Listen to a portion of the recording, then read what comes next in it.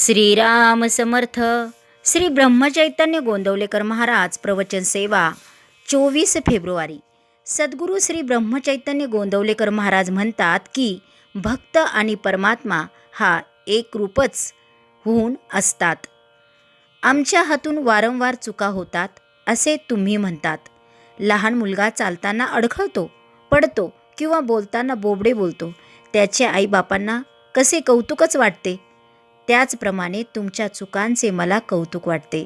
चुका सावरण्याच्या तुमच्या प्रयत्नाचेही तसेच कौतुक वाटते. म्हणून त्याबद्दल तुम्ही काहीही मनात आणण्याचे कारण नाही. गुरुने एकदा सांगितले की तुझे मागचे सर्व गेले, पुढे मात्र वाईट वागू नकोस. तर शिष्याने ते श्रद्धेने खरे मानावे. आपल्या हातून होणाऱ्या चुकांचे परिमार्जन नामच करू शकते. भगवंताचे नाम हे सर्व रोगांवर रामबाण औषधच आहे. नामाचे हे औषध सतत थेंब थेंब पोटात गेले पाहिजे. ऑफिसमध्ये सुद्धा ते आपण बरोबर घेऊन जावे.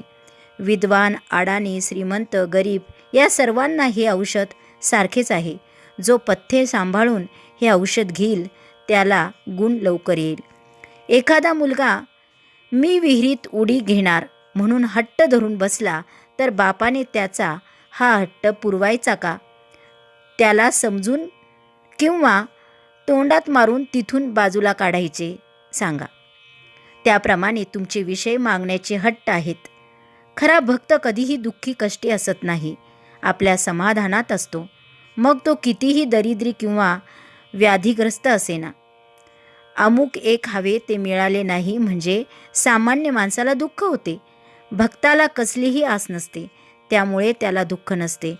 तो आणि परमात्मा एक रूपच असता. परमात्म्याची इच्छा हीच त्याची इच्छा असते. सगुणाची भक्ती करता करता त्याला मी चा विसर पडतो जातो.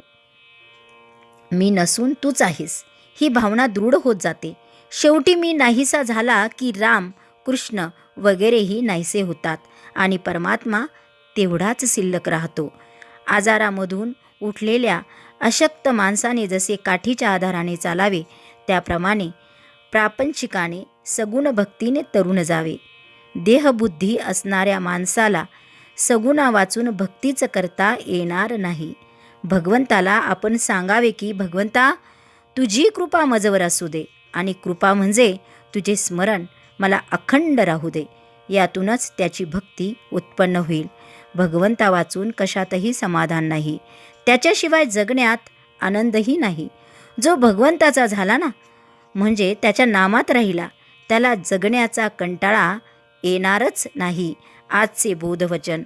परमात्म्याला प्रपंचरूप बनविण्याऐवजी आपण प्रपंचाला परमात्मा रूप बनवावे. जानकी जीवन स्मरण. जय जय राम. श्रीराम जय राम जय जय राम.